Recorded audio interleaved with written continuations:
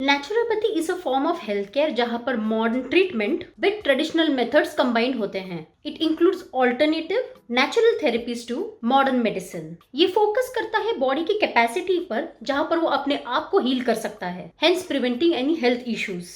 यहाँ पर least invasive methods use होते हैं या तो लीस्ट टॉक्सिक मेथड्स होते हैं और ट्रीट करते हैं बॉडी की किसी हेल्थ कंडीशन को जहां पर बॉडी को एज अ होल देखा जाता है, as an integrated self and hence holistic wellness. In my podcast today I am glad to invite doctor Mrs Mridula Bhatt, जो की है ND that is naturopathy, MD एक ऑल्टरनेटिव मेडिसिन में एंड डीएनएचई न्यूट्रिशन में। वो एक योगा टीचर भी है, वो लेक्चरर भी है और प्रिंसिपल भी है और काफी सालों से प्रैक्टिस कर रहे हैं, ऑलमोस्ट सिंस 20 इयर्स। वो तलवरकर जिम में भी डाइट कंसल्टेंट रह चुके हैं। वो करंटली ऑनलाइन कंसल्टेशन करती है और क्लासेस भी लेते हैं। मेरे पास ढेर सारे क्वेश्चंस हैं डॉक्टर मृदुला से बात करने के लिए।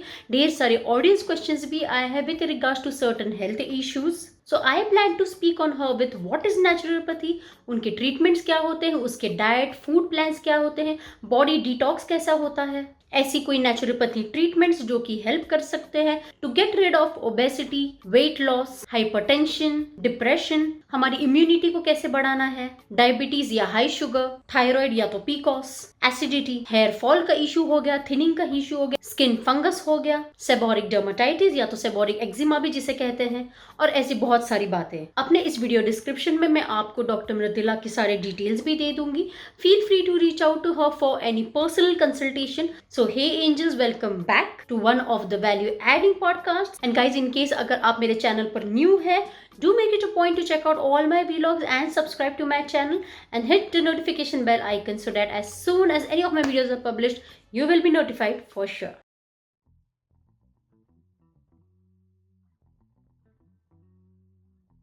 अब हम थोड़ी देर में डॉक्टर मृदुला से बात करने वाले हैं।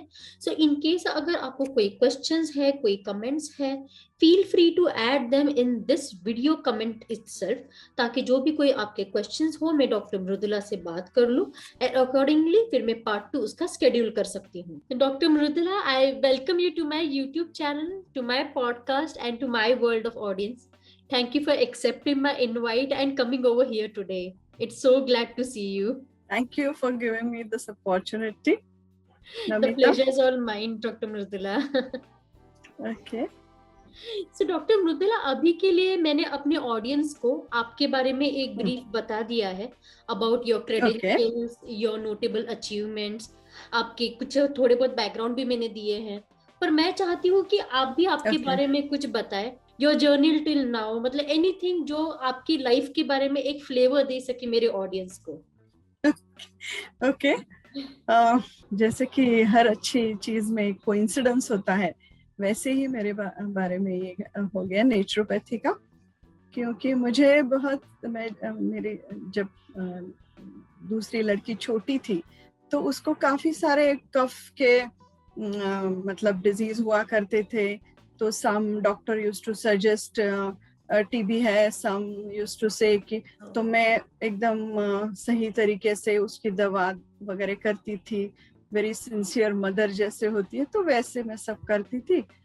तो वो कम हो जाता था और थोड़े दिनों के बाद वापस हो जाता था. Cough and sardi and then that fever and that antibiotics and all the courses. So many some said कि जैसे कि उनको अस्थमा होगा, मतलब ऐसे कुछ कुछ डॉक्टर बोलते थे. मैंने सोचा ये क्या बात हुई कि मेरी बेटी मतलब वही है, उसका जो भी डिजीज है वो वही है, इन्फेक्शन वही, और हर चाइल्ड स्पेशलिस्ट और ऑल सब अलग अलग क्यों कहते हैं.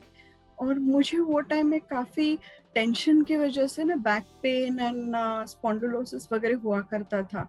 तो मैं बहुत ही ऐसे तंग आ गई थी कि बाबा ये क्या हो रहा है. एंड देन मेरे को मुझे मेरे सासू माँ ने एक उनकी फ्रेंड के यहाँ लेके गई.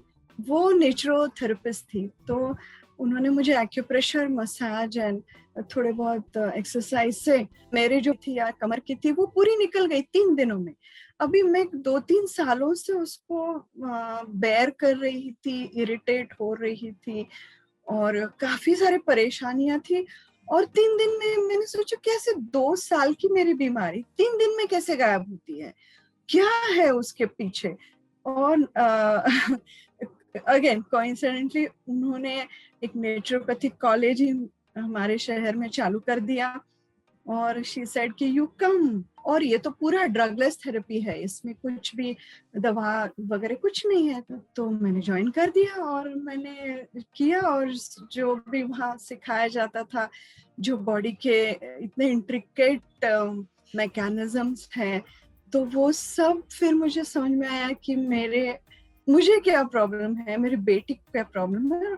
2 साल में तो मेरी बेटी को कभी दवाई बाद में कभी लेनी ही नहीं पड़ी, और मुझे भी I was fit and fine, और सब ऐसे सीधा हो गया। तो ऐसा सोचा अभी मैंने तो ये सब सीखना ही है, उसमें ज्यादातर जितना मैं कर सकती हूँ। और मेरे जैसे इतने सारे परेशान जो हैं, जो जिनको अवेयरनेस नहीं है कि हमारी बॉडी हमसे ही ठीक हो सकती है, मतलब एक लिमिट तक, और क्या परेशानी है ये ही अगर नहीं समझ में आता है ना नमिता, तो कैसे होता है, इस डॉक्टर के यहाँ जाए, उधर जाए, इधर जाए, किधर जाए। और आजकल तो इतने स्पेशलिस्ट हुआ करते हैं, सुपर स्पेशलिस्ट होती है, तो कहाँ जाए, किस डॉक्टर के यहाँ जाए, और मुझे क्या हो रहा है, ये जो अगर मैं सबको बता सकती हूँ तो बहुत सारा काम मेरे से हो सकता है, और मुझे जो परेशानी आई वो किसी को नहीं आई, ऐसे मैं सोचती हूँ।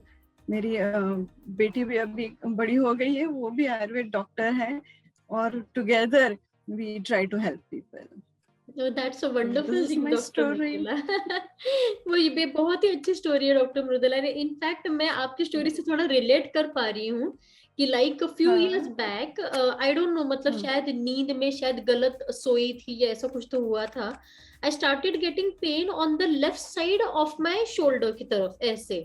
तो मैं काफी सारे डॉक्टर्स को दिखाती थी, all of them were like specialist only, और पता नहीं किस तरीके से मुझे डरा देते थे। एक ने कहा कि तुमको पता नहीं आगे जाके इसका इशू होगा, ये होगा, वो होगा, and my god, x-ray and MRI, everything, one injection. एक ने तो सजेस्ट किया, I will give you one injection, जो कि 3000 का था, जस्ट वन इंजेक्शन वो 3000, and I was like I was like not ready for that.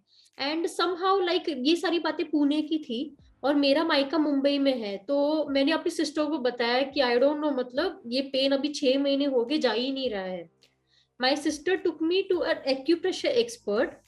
उसने 1 घंटे में मुझे ठीक कर दिया। She just pressed certain pressure points, और मैं हैरान हो गई कि 1 घंटे में ठीक हो गई। उसके बाद मुझे तकलीफ कभी नहीं हुई। And just look at the other doctors, मतलब 2-3 डॉक्टर्स ने अलग अलग चीजें कहकर इतना डरा दिया कि पता नहीं क्या हो गया। On similar, they are not wrong in their place, it is okay for them, but we should know our own body. हमें खुद को पता होना चाहिए कि हमारे शरीर क्या है, वो कैसे चलता है, वो अगर पेन करता है तो वो क्यों करता है, उसको क्या दिक्कत है, और मैं उसको हेल्प कैसे कर सकती हूँ मेरे खुद के शरीर को, उसके वजह से। और अगर हम लोग हेल्प करते हैं तो नेचर है ना, तो नेचर हमको हेल्प करने ही वाला है। तो डॉक्टर मृदुला, ये नेचुरोपैथी एग्जैक्टली है क्या? Like how is it different, या तो सिमिलर विद आयुर्वेदा कहो, या होम्योपैथी कहो, या एलोपैथी कहो, इनसे कैसे रिलेटेड है या कैसे डिफरेंट है नेचुरोपैथी? एक्चुअली नेचुरोपैथी से डिफरेंट ऐसी कुछ नहीं है, वो ना आयुर्वेद का एक कैसे बोलते हैं उसको, सफिक्स जैसे बोलते हैं ना, कि बुक होता है और एंड में कुछ उसको जो लेखक है वो भूल जाता है और उसको ऐड करना होता है एक चैप्टर, तो that is known as a suffix. Prefixes उसके पहले और सफिक्सेस बाद में। तो ऐसे ही आयुर्वेद को एक सफिक्स आ गया कि आयुर्वेद जो है ना, वो पूरा कैसे है कि बीमारी होती है तो उसको क्या करना चाहिए, नेचर में से ये जड़ी है, ये बूटी है, या ये पत्ते हैं, ये इसको यूज करके कैसे ठीक कराना है। लेकिन आयुर्वेद का मकसद सिर्फ ठीक कराना नहीं है, बीमार पड़ना ही नहीं है।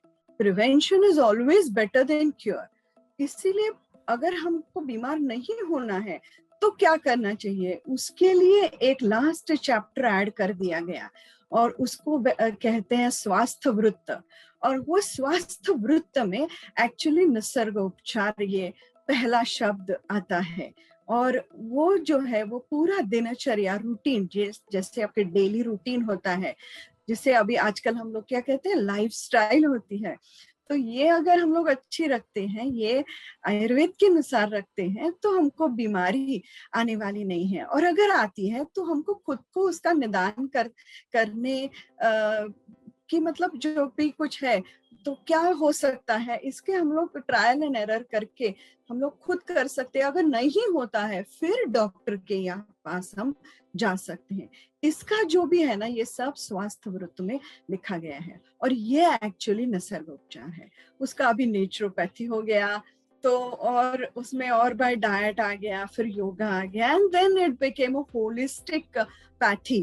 And now the Indian government has medical council जो है, उसमें उसमें अल्टरनेटिव मेडिसिन करके एक पैथी है, और वर्ल्ड हेल्थ ऑर्गेनाइजेशन ने सब हर एक कंट्री को कंपलसरी कर दिया है कि आपके हर एक कंट्री में जो भी अल्टरनेटिव थेरेपीज हैं, पैथीज है, उसको प्रोटेक्शन मिलना चाहिए। और इसीलिए काउंसिल बनाई गई, और उसके अंडर ये अल्टरनेटिव मेडिसिन आता है, और उसके एक भाग जो है वो है नेचुरोपैथी। एंड ये सब हमारा शरीर उसको समझ के जो भी वातावरण है, जिसे नेचर कहते हैं, निसर्ग कहते हैं। अभी जैसे कि अभी देखिए कि बरसात है, बहुत सारी बरसात है, तो बहुत सारी बरसात है, मतलब पानी ज्यादा हो गया है निसर्ग में, तो हमारे शरीर का भी पानी का जो लेवल है वो बढ़ने वाला है।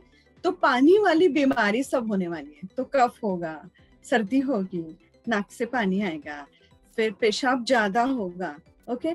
देन जैसे पचन, डाइजेस्टिव सिस्टम में थोड़ी सी बिगाड़ आ जाएगी, क्योंकि पाचक रस में भी पानी ज्यादा आएगा, तो वो जो अग्नि है, पाचक अग्नि, वो कम हो जाएगा। जैसे हम लोग गैस को हाई करते हैं या सिम करते हैं या मीडियम करते हैं, वैसे ये जो पाचक अग्नि है, डाइजेस्टिव पावर है, वो कम ज्यादा होता है ऋतु अनुसार, निसर्ग के आसपास के वातावरण अनुसार। ये हमें समझना है, ये ही निसर्ग उपचार है। तो अभी थोड़ा सा कम खाएं, थोड़ा सा हल्की, जो पचने में हल्की चीजें हैं वो खाएं, और पानी कम पिए। तो इससे हम लोग निसर्ग के नजदीक जा सकते हैं, उससे रैपो बना सकते हैं, उससे फ्रेंडशिप बना सकते हैं, और ऐसे निसर्ग उपचार जिंदगी में लेके आ सकते हैं। Wonderful doctor Mridula. तो डॉक्टर मृदुला, अगर समझो अभी कोई पेशेंट अगर आपके पास आता है कोई भी हेल्थ कंडीशन लेकर, तो आप उसे कैसे असेस करते हो, उसे किस टाइप के क्वेश्चंस पूछते हो?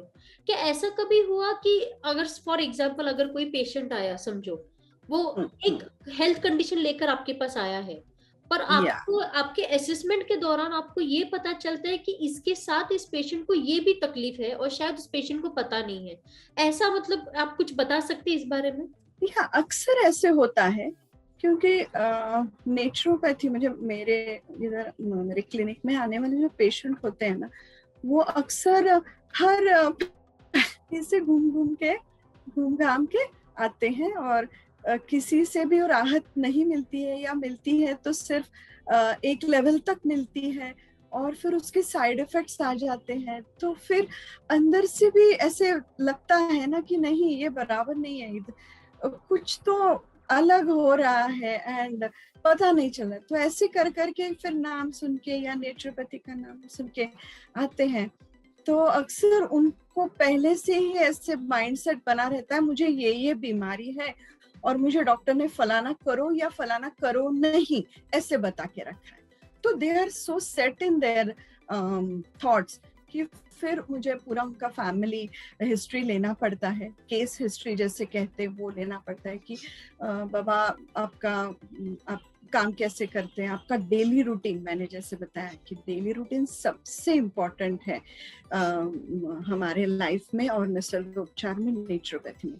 तो लाइफस्टाइल पहले हम लोग देखते हैं, और जब मैं पढ़ाती हूँ या हमारे सब स्टूडेंट्स को वही पहला काम होता है कि आप हर एक पेशेंट की जो है वो हिस्ट्री लेना, और हिस्ट्री लेते समय क्या लेना है, नाम and all that, what is the symptoms and signs current, वो जो है वो तो है ही, लेकिन उसके वो एक मायना तो रखता ही है, लेकिन सबसे ज्यादा मायना जो लगता है आप लोग सोते का टाइमिंग, फिर उठने के बाद क्या करते हैं, सीधा चाय पीते हैं या कुछ गर्म पानी पीते हैं, कोई कोई होते हैं 1.5 लीटर पानी पीते हैं, 2 लीटर पानी पीते हैं उठ के, सुबह उठ के। तो दिस इज नॉट करेक्ट। तो आप क्या क्या करते हो, तो ये सब हम लोग लिख लेते हैं कि कितने बजे पानी पीते हैं, फिर उसके बाद चाय का भी पीते हैं, चाय के साथ बिस्किट खाते हैं या क्या करते हैं, फिर कोई एक्सरसाइज करते हैं या फिर काम पे निकल जाते हैं। अभी हम लोग मुंबई के नजदीक है, तो ज्यादातर पेशेंट इमीडिएटली काम पे सुबह जल्दी निकल जाते हैं, तो ब्रेकफास्ट करने का भी टाइम नहीं होता है। तो फिर क्या करते हैं, तो ऐसे ही कुछ खा लेते हैं या ऑफिस में जाके 10 बजे खाते हैं। तो ये सब लिख के लेते हैं। तो खाने या सुबह उठने के बाद कितने बजे नाश्ता होता है, नाश्ता और लंच के बीच में कितनी गैप होती है। अभी नाश्ता करेंगे ऑफिस में जाके और बैठे बैठे काम करेंगे और फिर 2 बजे खाना खाएंगे। तो अभी नाश्ता हैवी कर लिया, तो फिर 2 बजे भूख नहीं रहती है, लेकिन लंच टाइम तो हो गया, तो खाना ही है ना। तो पाचक अग्नि का बिल्कुल ही कोई संबंध नहीं रहता। मैंने ज्यादातर देखा है कि टाइमिंग है और खाना है, यही ज्यादातर होता है। तो then I reduce the breakfast, I increase the lunch, और ऐसे कुछ करके फिर लंच और इवनिंग का स्नैक्स क्या होता है, बीच में चाय कितनी बार पिए जाती है, या फिर आपको बैठे बैठे काम करना है, एसी है, या फिर घूमते हैं। टीचर्स जो हैं वो खड़े रह के काम करते हैं।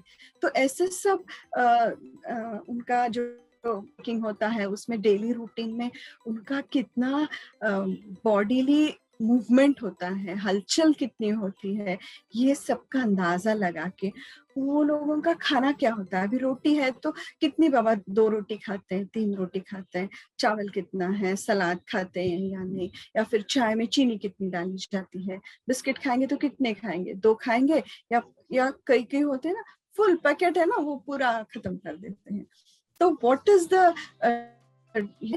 Your routine, daily routine, getting up, sleeping time. अगर कहीं मतलब महिलाएं जो होती हैं वो घर में होती हैं तो काम करके थक जाती है, टेंशन भी होते हैं घर में होने के मतलब इसलिए, तो फिर दोपहर को सोती है, क्या काम है तो सो जाती है। तो कितना सोना है, 10 मिनट सोना है, उसके ज्यादा होता है तो फिर अगेन द मेटाबॉलिक एक्टिविटी कम हो जाती है। फिर शाम को खाती है या नहीं, रात को कितना कभी खाया क्या है, क्वांटिटी क्या है। ज्यादातर लंच की जो को भी क्वांटिटी है ना, उसकी बराबर आधा डिनर का क्वांटिटी होना चाहिए। ये तो कोई मतलब किसी को पता भी नहीं होता है ना, ऐसे होना चाहिए। तो ऐसी अगर छोटी छोटी चीजें समझ में आती है कि हाँ ये डिनर हैवी करती हैं, इसलिए सुबह खाना नहीं है, मतलब नाश्ता होता ही नहीं है, फिर 10 बजे 11 बजे कभी भूख लगेगी तो नाश्ता, and then again there is a lunch time about around 1:30 2 o'clock। तो ये सब जो करेक्ट कर दिया ना, तो ज्यादातर बीमारियां कंट्रोल में आ जाती हैं। और उसके साथ वो लोग जो दवाइयां लेते हैं, तो वो अगर चालू रखें तो we get a very fantastic result. So naturopathy is like a complementary to anipathy. So then it helps the patient to overcome there. और फिर दवाइयां धीरे धीरे अगर कम करने लगे, फिर हम लोग उनको थोड़ा सा योगासन बताते हैं, उनके बीमारी के अंदाज लगा के। अगर पाचक अग्नि कम है तो फिर पेट के बल के थोड़े से आसन देंगे, या फिर इधर की बीमारियां कई होती है तो स्पॉन्डिलोसिस के लिए तो इसके कोई आसन देंगे। ऐसे करा के फिर सपोर्ट रूटीन बदल दिया, फिर उनका डाइट बदल दिया, फिर उनको जो एक्सरसाइज या योगा है वो इंट्रोड्यूस कर दिया। तो ये तीनों मिला के उनकी दवाइयां भी होती है, तो ये सब मिला के they get very good result. And then the dependency on the medicine है ना, वो जो अवलंबित्व है दवाइयों के ऊपर वो कम हो जाता है। देन दवाइयां बंद कर दी तो भी फिर they feel fine. ऐसे नेचुरोपैथी काम करता है। It is very complementary to any. Absolutely. So doctor Mridula, अभी जैसे कि आपने बताया योगा के बारे में, तो योगा एंड एक्यूप्रेशर इनका कैसे काम होता है, like how naturopathy is integrated with them, इसके ऊपर आप कुछ बता सकते हैं? These are yoga and diet and daily routine. Okay. So these are the 3 pillars. ये तीनों ज्यादातर अहम रखते हैं। एक्यूप्रेशर जो है या एक्यूपंक्चर है या फिर मसाज है, ये सब अलाइड थेरेपीज हैं। मतलब इससे अगर नहीं होता या फिर कैसे होता है ना, पेन लेवल है, अभी जैसे आपने बताया कि आपको इधर बहुत दर्द हो रहा था, तो then I can't tell you ना कि अभी ये नहीं खाओ ये खाओ। फिर हाँ, अगर मैंने आपको बताना चालू कर दिया कि इतने बजे उठिए इतने बजे खाइए, ये तो होगा ही। लेकिन अभी जो आपका दर्द इतना एक्यूट है ना, तो उसके लिए मुझे कुछ करना चाहिए ना पहले, तो ही आप नेचुरोपैथी की तरफ मतलब थोड़ा सा ट्रस्ट पैदा हो सकता है। तो उसके लिए पहले एक्यूप्रेशर है, मसाज है, ये दोनों का यूज होता है। And then when the pain level decrease हो जाता है, तो धीरे धीरे हम लोग उनका डाइट चेंज कर देते हैं, फिर उनका रूटीन थोड़ा सा चेंज, जैसे कि हो सकता है जिधर जिधर हो सकता है उधर रूटीन चेंज कर देते हैं, फिर योगा का ऐड कर देते हैं, और फिर बीमारी बिल्कुल पूरी तरह निकल जाती है। तो ऐसे, तो ये एलाइड थेरेपी सप्लीमेंट्री या ऐसे यूज होता है, acupressure and massage. But yoga is a completely integrated part of the naturopath. शरीर श्रम और आहार मतलब डाइट, ये दोनों तो जैसे कि two sides of one coin है, तो ये तो होने ही है। जैसे कि आपने अपना आहार का पूरा देख लिया, तो इमीडिएटली आपको शरीर श्रम कितना है वो देखना चाहिए। तो डायटेटिक्स में भी यही देखा जाता है ना, या वेट लॉस में है, ये भी देखा जाता है कि कितना कैलोरीज इनटेक है, और उसका मेटाबॉलिक एक्टिविटी एंड जो भी स्पेंडिंग कैलोरीज है उसका बैलेंस देखा जाता है। तो सब जो भी आहार है, डाइट है, और दूसरा जो एक्सरसाइज है या योगा है, इस पर ही सब निर्भर करता है। तो दिस इज इंटीग्रेटेड। बट जैसे कि एक्यूप्रेशर है या मसाज है, एक्यूपंक्चर है, दीज आर अलाइड थेरेपी। अगर पेट दुख रहा है तो we don't immediately go for acupressure, okay, then we will suggest massage कीजिए, थोड़ा सा तेल लगा दीजिए, ओके। तो जो भी पेट के स्नायु है, वो जो पेनिंग हो रहा है, तो तेल यूज करने से, ऑयल अप्लाई करने से उसका दर्द कम हो जाएगा। And then again we have the same thing, diet and of course yoga. So all these things will help the pain to calm down. So which is the allied therapy we will be using depends upon the pain and the complaints of the patients. Right.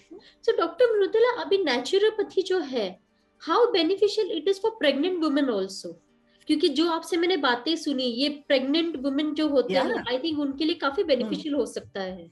बहुत ही okay. क्योंकि pregnancy में पहले तो diet, okay, तो सब लोग जानते हैं कि ज्यादा खाना है, लेकिन ज्यादा खाना है मतलब क्या खाना है, और राइट। कौन से महीने में क्या खाया जा सकता है। तो अगर ब्रेन डेवलपमेंट हो रही है फीटस की, या फिर जैसे कि बोन्स बन रहे हैं, तो वो टाइम में ज्यादा कैल्शियम है, प्रोटीन है। तो ये सारे चीजें मतलब first trimester, second trimester and third trimester, इसमें अगर विभाग कर देते हैं हम लोग, तो काफी सारा आहार में बदलाव करके जो न्यूट्रिएंट्स उस टाइम पे चाहिए, तो मदर एंड चाइल्ड को, तो वो सारे सप्लीमेंट ले सकते हैं। एंड योगा, प्रेग्नेंट है तो थोड़ा सा डर भी लगता है, अगर फर्स्ट प्रेगनेंसी है तो ये करें या वो करें, या डरते हैं। और जैसे बुजुर्ग महिलाएं होती हैं, वो तो बोलती है अरे कुछ नहीं, सब करने का है, ये टाइम में कुछ नहीं है। लेकिन अगर प्रेगनेंसी में कुछ प्रॉब्लम है, तो वो उसका जो भी रिस्ट्रिक्शंस है वो तो फॉलो करना है। प्राणायाम कर सकते हैं, या फिर ब्रीदिंग टेक्निक्स हैं, या फिर शिथिलीकरण व्यायाम है, या और भी कितने सारे कस्टमाइज्ड योगा कर सकते हैं। और हमारे बहुत सारे स्टूडेंट्स हैं जो ये सब फॉलो करके without any iron supplement, without any calcium supplement, they have had beautiful time in pregnancy time, and उनके जो बच्चे हैं वो भी बहुत healthy हैं, काफी बड़े भी हो गए हैं, and no problem with their brain working या motor जो भी brain and जो होते हैं, मोटर रिफ्लेक्सेस होते हैं, वो बहुत ही अच्छे हमको रिजल्ट्स मिलते हैं इसमें। वंडरफुल। सो डॉक्टर मृदुला, अभी जैसे कि आपके पास बहुत सारे पेशेंट्स आते हैं, तो आपके पास या सबसे ज्यादा कंप्लेंट्स किस चीज की आती है? लेकिन कंप्लेंट्स इन द सेंस किस हेल्थ इशू की सबसे ज्यादा आपको कंसर्न्स आते हैं?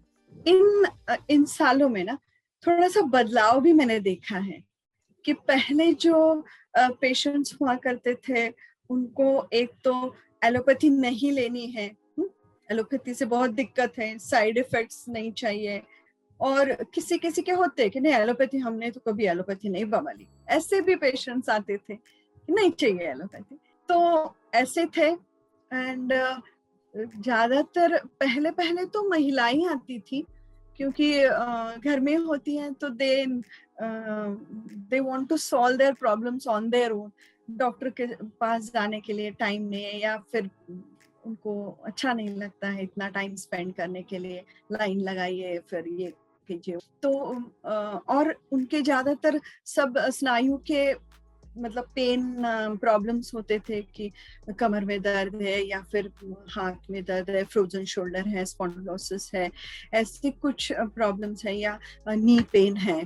तो ये सब के लिए ज्यादा पेशेंट आते थे पहले। And we used to get good results. They used to cooperate wonderfully with me.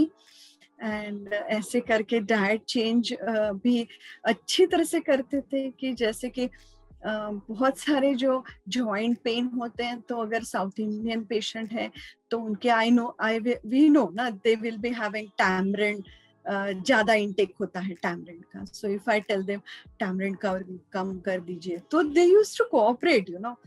तो मैंने उनको, आप उधर जाएंगे साउथ इंडिया में तो उधर खाना, लेकिन इधर का मौसम, इधर का जो निसर्ग है, जैसे नेचर है, that is different than that. So इधर टैमरिन नहीं खाना, इधर को कम खाना, जो इधर उगता है ना वो अगर खाते हैं तो इतनी दिक्कत नहीं आती है। Okay, so I used to put across this idea, and I never मतलब ऐसे किसी ने नहीं कहा नहीं मैं ऐसे नहीं कर सकती, कैसे कैसे करूं। No, they used to cooperate beautifully with me. Even that they never South Indian, they used to have rice na, their staple food is rice. But if I tell them chapati khaiye ya fir bhakri, तो they used to change their diet slowly but steadily, और पूरी परिवार का भी करते थे, तो we used to get very good results. और अभी अभी जो ट्रेंड है ना, this is I am talking about 12 years back, only 12 years, okay. अभी जो है ना, youngsters are coming more, and their problem, hair fall, skin problems, and then concentration problems, psychological issues, and spondylosis. इसके problems ज्यादा होते हैं, and acidity levels are very high in today's youth. और उनका प्रॉब्लम बहुत मतलब जैसे मैंने देखा है, तो वो पहले ही यंग हो, मतलब मेरी क्या आइडिया थी कि यंग है तो इजीली ये सब प्रॉब्लम निकल जाएंगे ना, तो ऐसे नहीं है. These problems are very deep. I think it is because of their dietary habits, you know. आजकल के फास्ट फूड खाना, या फिर Domino's and all those things, if they eat more, then it's very difficult for them to change, and they love that food and they are not ready to change as my previous patients were. कई हैं वो अगर मैं उनको बोलती हूँ आपकी skin अच्छी हो जाएगी, तो they are ready, like. और हेयर फॉल के लिए तो कुछ भी बोले तो कर देते हैं, लेकिन for a period of time उनका प्रॉब्लम जैसे ही कम होता है, so within a few months they will start again. So again that person will come next year to me with the same problem. And then if I say कि क्या हो गया, नहीं madam वो ना पूरा हम लोगों ने फिर से चालू कर दिया. ऐसे प्रॉब्लम ये आजकल के प्रॉब्लम है. But acidity is a very common problem now. And acidity not only is, मतलब इधर जलन है तो एसिडिटी है, या मतलब पेनिंग है, हेडेक है तो माइग्रेन है तो एसिडिटी, ऐसे नहीं, उसका बहुत सारे अदर सिम्टोमेटिक भी साइंस एंड सिम्टम्स दिखते हैं एसिडिटी के। तो हर एक प्रॉब्लम आजकल मैंने जब तक देखा है तो it comes down to that acidity. Right doctor Mridula, तो आया है मतलब ये जो एक क्वेश्चन आपने जो अभी अभी जिस पर अभी हमने जो बात की एसिडिटी के ऊपर, ऑडियंस के एक हाँ, क्वेश्चन आए हैं उसके ऊपर, तो हम धीरे धीरे ओके, उसके ऊपर बढ़ेंगे। सो बिफोर वी या actually move on to the audience questions, एक लास्ट क्वेश्चन आपको पूछना था which is related to the current situation. हाँ, अब जैसे कि अभी पेंडेमिक चल रहा है, सो ओके, इन पेंडेमिक आपकी या प्रैक्टिस पर कोई इम्पैक्ट हुआ है, या आपको ऐसा लगा है कि आपकी प्रैक्टिस और भी ज्यादा बढ़ गई है? What is it that you think? No, of course it has affected my practice because अभी तो क्लिनिक तो बंद ही है, and that massage or acupressure, so it is completely out of question.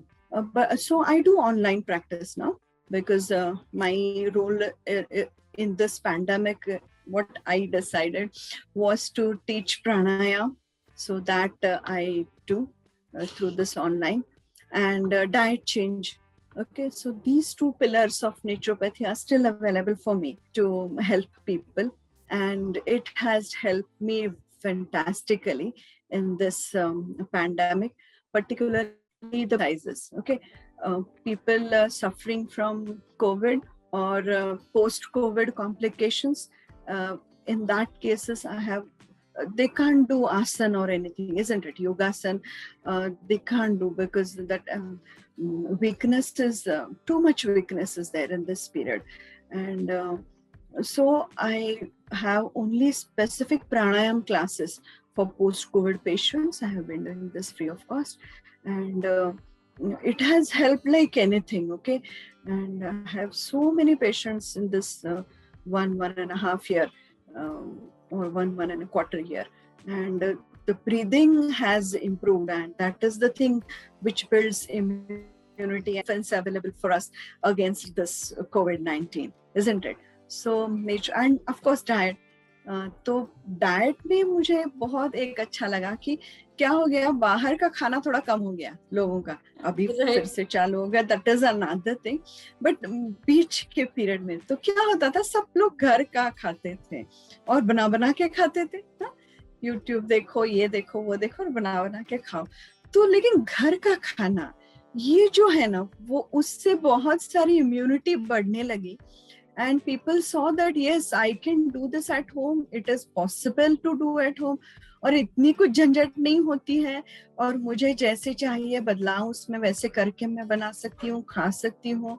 It is cheaper also, okay, that वो भी angle था, कम कीमत में हम लोग ज्यादा चीजें बना सकते हैं और खा सकते हैं, और फिर इतनी सारी चीजें खा के ना मन भी ऐसा प्रसन्न होता था, और इट इज सेटिस्फाइड ना कि हाँ मुझे तो ये अवेलेबल है, I can eat any time I want, घर में बना के। लेकिन बनाने में जो एफर्ट है ना, तो अगर मुझे पानी पूरी खानी है या बेल खानी है तो आई विल थिंक ओवर कि अभी मुझे कभी टाइम है करने के लिए, तो अभी हाँ सैटरडे तो आई ईट ऑन सैटरडे। नहीं तो कैसे होता था, पानी पूरी खाने का मन खाए या व्हाटएवर, भेल या व्हाटएवर, हाँ you go outside, eat it and come, तो उसके लिए टाइम निकालने का सवाल ही नहीं था। लेकिन अभी वो भी एंगल आ गया, तो नेचुरली क्या हो गया कि लोगों के खाने का जो एक ऐसे क्रेज था ना, वो क्रेज है, लेकिन उसमें अभी ना थोड़ा सा कंट्रोल आ गया है, थोड़ा सा संयम आ गया है, तो it is benefiting and people are becoming more aware. घबराहट है ना पैंडेमिक की, तो उस घबराहट से क्या हो गया कि हेल्थ कॉन्शियस हो गए सब लोग, 100% हेल्थ कॉन्शियस हो गए, और फिर क्या खाना है, फिर योगा करना है। अभी जिम तो है नहीं, बाहर तो नहीं जा सकते हैं, तो everybody is going into yoga now. There are workouts, so many beautiful workouts are there online होते हैं, तो वो समय निकाल, जैसे पहले एक हुआ करता था कि टाइम नहीं है, अभी तो वो सवाल नहीं है, टाइम तो निकाल के लोग फिटनेस प्रोग्राम्स करते हैं, so they are keeping their body fit, their diet is improved. Now only the pranayam question was there, and their breathing capacity. I could tell them the science of breathing and teach them the science of breathing and how to increase your oxygen intake. और ये सब करके बहुत help naturopathy का इस pandemic में हुआ है. Very beautiful said doctor Mridula. So इस स्टेज पर मैं अपने व्यूअर्स एंड ऑडियंस को यही बताना चाहूंगी कि जैसे कि डॉक्टर मृदुला ने बताया कि उनकी प्रैक्टिस कैसी है, वो किस तरीके से आपके हेल्थ को एसेस कर सकते हैं, how she can guide you. तो जैसे कि मैंने थोड़ी देर पहले कहा था कि उनकी जितनी भी डिटेल्स है, कॉन्टैक्ट डिटेल्स है, मैं अपने इस वीडियो डिस्क्रिप्शन में आप सबको प्रोवाइड कर दूंगी. Feel free to reach out to doctor Mridula for her expert advice. और आपके हेल्थ कंडीशन को लेकर आप उनकी स्पेसिफिक वन ऑन वन भी आप उनसे कंसल्ट ले सकते हो, क्योंकि जब अलग अलग हेल्थ कंडीशंस होते हैं तब एक ही एडवाइस या एक ही जो जनरल टिप है वो सब पर एप्लीकेबल नहीं होती. ऑन हेल्थ कंसर्न्स वो आपको गाइड कर सकते हैं. So do go ahead, check out my video description and you can reach out to doctor Mridula as per your convenience. So doctor Mridula, ये थे सारे क्वेश्चंस अभी तक हमारे जेनरिक आपके बारे में, नेचुरोपैथी के बारे में. अब हम स्लोली स्टार्ट करते हैं to moving on to the audience related question. तो जैसे कि मैंने थोड़ी देर पहले कहा था कि सबसे पहला हमारे क्वेश्चन यही आया है with regards to acidity and immunity. तो क्या आप उसके ऊपर कुछ बता सकते हैं? Any tips, any expert advice that you can give? See, acidity and immunity both are interrelated. Okay, because if there is an acidity problem, then so many nutrients are not available to the body. Okay, हम लोग खाते हैं लेकिन acidity की वजह से वो मतलब डाइजेस्टिव ट्रैक्ट से जो ब्लड में आना चाहिए वो नहीं आ सकता. उसकी बायो अवेलेबिलिटी कहते हैं उससे. तो उसकी बायो अवेलेबिलिटी जो है वो कम हो जाती है. अगर आपको एसिडिटी नहीं है तो ये सब आप जो खाते हैं तो वो पूरा का पूरा आपके शरीर को मिल सकता है. ओके, सो इसीलिए ये दोनों बहुत ही इंटर रिलेटेड है. एसिडिटी है तो इम्यूनिटी कम होने वाली है और एसिडिटी कम है तो इम्यूनिटी बढ़ने वाली है. और जैसे कि एसिडिटी का मेन जो कारण है, पॉजिटिव फैक्टर है, वो तो ऑफ कोर्स अपना अग्नि है, पाचक अग्नि है और पेट है. अभी इंडियन कॉन्स्टिट्यूशन जो है, बॉडीली स्ट्रक्चर जो है, तो पेट निकलने वाला ही है. ओके, थोड़ा सा ज्यादा होता है इंडियन फिजिक में, थोड़ा सा स्टमक ज्यादा होता है, पेट निकल आता है. हाँ, और अभी तो घर में रह रहे के तो पेट तो सबके निकल ही आए हैं. ओके, तो उसकी वजह से क्या होता है, फैट ज्यादा जम गया है. ओके, स्टमक रीजन पे. तो उसको अभी आप सब लोगों को पता है, हाँ, वेट कंट्रोल करते हैं, पूरा सब अच्छा होता है, लेकिन पेट अंदर नहीं जाता. ये एक प्रॉब्लम रह जाता है. ओके, बाकी एवरीथिंग अच्छा है, लेकिन पेट का क्या करें, इसका मुझे तो बहुत ही क्वेश्चंस आते हैं इस टॉपिक के ऊपर. तो जैसे कि जब तक एक्सरसाइज करते हैं, एब्स करते हैं, ये करते हैं, वो करते हैं, तब तक ठीक है, लेकिन जैसे कि वो बंद हो गया तो पेट वापस निकल आता है. तो it is relate and that the second part of that is कि वो अपने पाचक अग्नि कम कर देता है. ओके, जो डाइजेशन पावर है उससे कम हो जाता है. और जो भी हम लोग खाते हैं, इंटेक करते हैं, वो अच्छी तरह से डाइजेस्ट नहीं होता. जैसे कि खाना हम लोग पकाते हैं तो अग्नि अगर कम कर देते हैं, गैस अगर कम कर देते हैं, तो वो ठीक से पकेगा नहीं, उसको बहुत ज्यादा टाइम भी लगेगा और वो गारंटी भी नहीं है कि उसको पूरा पकेगा. राइस अगर हम लोग ऐसे बाउल इसमें रखते हैं, पतीले में रखते हैं और उसको पकाते हैं, तो कितना भी अगर बहुत ही कम कर दिया गैस तो वो अच्छी तरह से पकने वाला नहीं है. तो सेम केस अगर हम लोग वैसे ही खाते हैं तो जैसे पहले खाते थे तो पचन जो है वो ठीक से नहीं होने वाला.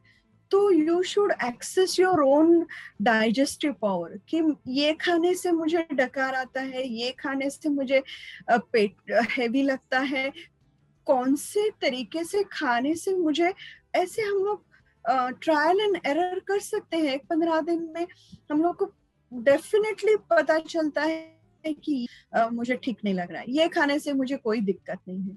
हाँ, पर्टिकुलरली द फाइबरलेस फूड जैसे ब्रेड है या पिज्जा है, पास्ता है, ये सब फाइबरलेस फूड होते हैं, और ये अगर खाते हैं ज्यादा तो फिर क्या होगा, उसका डाइजेशन बराबर नहीं होगा। और ज्यादातर ये सब चीजें रात को खाई जाती है कि नेचुरली जब भी अग्नि एकदम कम हो जाता है, दोपहर को खाते हैं तो कोई दिक्कत नहीं है। वैसे भी पाचक अग्नि दोपहर में, ये सब साइकिल जो बॉडीली साइकिल है वो सूर्य से निगड़ित है। Okay, it is related to the sun. So when the sun is high, if you eat such type of food, इतना ज्यादा problem नहीं आएगा. If you want to make a mistake, now make an intelligent mistake. Okay, you want to eat a pizza, you want to eat a pasta, you want to eat a sandwich, cheese sandwich and all. So eat it now, but then you should eat it in the morning, in the lunch time. Okay, lunch time नहीं ऐसा अगर आप करते हैं ना, तो body को एक अवधि भी मिलता है पर उसको पूरा डाइजेस्ट करने में। रात को फिर सूप पिए, सिर्फ सलाद खाएं, या फिर दूध ही पी लिए, गरम गरम दूध पी के सो गए, या फिर थोड़ा सा चावल खा के सो गए। तो ये सब हम लोग रात को, क्योंकि दोपहर में बहुत सारा अच्छा सा खाया है, मन से खाया है, आंखों से खाया है, नाक से भी खाया है, beautiful smells are coming and we are eating all that, तो अच्छा से खाइए ना। रात को अगर खाते हैं तो फिर ज्यादा हो जाता है। मैंने पहले ही बताया था कि लंच से हाफ होना चाहिए डिनर, और अगर हम पिज्जा खाते हैं, पास्ता खाते हैं, तो सोचिए हाफ खाएंगे क्या? नहीं ना, ज्यादा ही खाएंगे ना रात को। ऐसे नहीं सोचेंगे अरे कम खाएं, तो we will not be able to help ourselves, isn't it? Right. So then better eat in the lunch time, और रात को ऐसी चीजें नहीं खाएं जो डाइजेशन में हेवी होती हैं, या फिर अगर खाते हैं तो फिर उसको कम क्वांटिटी में खाएं। ये अगर हम लोग करते हैं तो एसिडिटी कंट्रोल हो सकती है। ये रूट कॉज है। और एक जो है वो जो पेट का मैंने बताया, जो पेट निकल आता है, उसके लिए थोड़ा सा प्राणायाम करना है। थोड़ा सा प्राणायाम के कोई प्रैक्टिसेस में श्वसन शुद्धि है उसके कोई प्रैक्टिस करनी है, या पेट के बल पे जो कोई आसन होते हैं वो करने हैं, ताकि बेस क्या है, पेट को हिलाना है। पेट को ऐसे ही रख दिया तो वो और भी फूलने वाला है। तो पेट के बल पे आसन करें, फॉरवर्ड बेंडिंग करें, बैकवर्ड बेंडिंग करें, ये अगर ट्विस्टिंग करें, तो ये सब अगर करते हैं तो पेट के स्नायु हिलने वाला, पेट के ऊपर का जो स्नायु है वो हिलने वाला है। और वो अगर हिलता है तो फिर उधर की जो इलास्टिसिटी है, all the organelle in that area, फिर उनकी जो कार्यक्षमता है वो बढ़ने वाली है।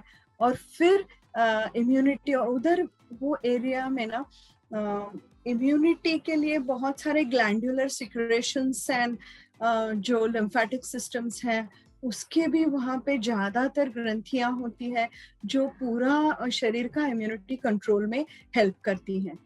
तो ये एरिया को अगर हम अच्छा इलास्टिक रखते हैं, उसको हिलाते हैं, उसको एकदम फ्लेक्सिबल रखते हैं, नहीं तो आपके अगर आप अभी भी this moment also if you touch your tummy and press it up, तो समझ में आता है कि थोड़ा कड़क है, अंदर नहीं जा रहा है, तो it should easily enter inside. If you just press it up, easily अंदर आना चाहिए। तो ये अगर नहीं है तो फिर इम्यूनिटी प्रॉब्लम है। अगर पेट फ्लेक्सिबल है, एकदम नरम है, तो फिर इम्यूनिटी बढ़ने वाली है, क्योंकि यहाँ के ग्लैंडुलर जो सिक्रेशंस है वो अच्छे होने वाले हैं, वो एफिशिएंट होने वाले हैं, and that will help in increasing the immunity. So immunity and acidity, again, they go hand in hand, okay, and inversely proportion to each other. Very sweetly said doctor Mridula. आप जिस तरीके से कह रहे थे सुनने में भी और आपको देखने में भी काफी मजा आ रहा था, like you were like really into it. That's so sweet of you. Yeah, I have handled so much in this pandemic, no? Particularly the immunity and that pet. In best of cases I've handled. Best part ये है कि आपने काफी एक humorous way, एक light वे में कहा, तो वो सुनने में काफी मजा आया। तो डॉक्टर मृदुला अभी चलते हैं नेक्स्ट क्वेश्चन पर। अब ये क्वेश्चन पूछा है मतलब काफी लोगों से, मतलब काफी ऑडियंस से ये बहुत ही स्पेसिफिक क्वेश्चन आया है विथ रिगार्ड्स टू लाइक अगर कोई डेली डाइट है, अगर कोई फूड प्लान है, या तो कोई बॉडी डिटॉक्स अगर आप बता सकते जो इन जनरल कोई भी कर सकता है, तो उसके ऊपर आप कोई टिप्स दे सकते हैं? Yeah, of course. Actually, this is again, it should be tailor-made, right? Isn't it? Right. but I can give a generalized idea. 3-4 tips मैं दे सकती हूँ कि ब्रेकफास्ट तो करना ही है. Okay, never skip your breakfast. It should be around 8:30 to 9 and very light breakfast. ज़्यादा quantity wise बिल्कुल खाना नहीं है. That is first rule. Second is lunch should be proper. Okay, salads, छाछ है या कोई चटनी है, तिल की चटनी है, ऋतुनुसार जैसे मौसम में बदलाव होते हैं वैसे तरीके की चटनी बदल सकते हैं हम लोग. अभी है तो गार्लिक यूज कर सकते हैं, कोकोनट यूज कर सकते हैं. थोड़ी सी ठंड आ जाए तो तिल का यूज कर सकते हैं. Okay, different types of seeds होते हैं, oil seeds that can be used. और महिलाएं जो हमारे दर्शक हैं उनको तो बहुत सारी रेसिपी आती भी होंगी.